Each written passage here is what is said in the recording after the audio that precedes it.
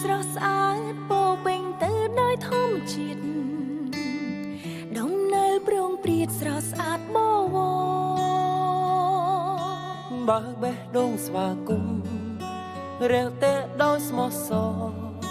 ជាដែនដីនគរសោភា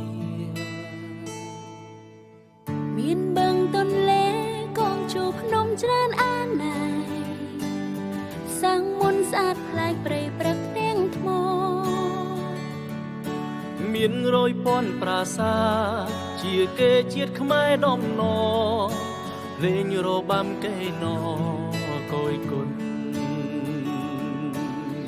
អនុស្សាវរីយ៍លើទឹកដីខ្មែរក្រុមជាតិសាំងបានស្គាល់វប្បធម៌ដ៏ល្អថ្លៃថ្លា Welcome to Cambodia the kingdom of wonder ដែនដីអាចារ្យយើងកម្ពុជា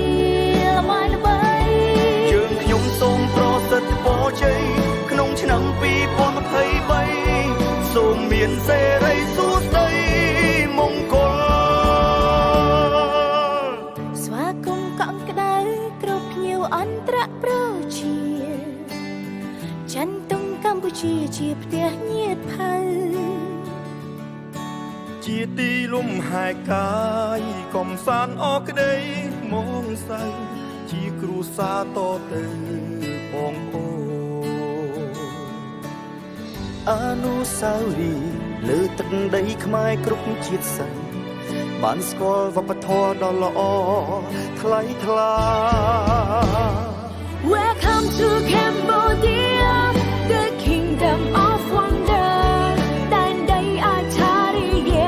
កម្ពុជាល្បីល្បីយើងខ្ញុំសូមប្រសិទ្ធពរជ័យក្នុងឆ្នាំ2023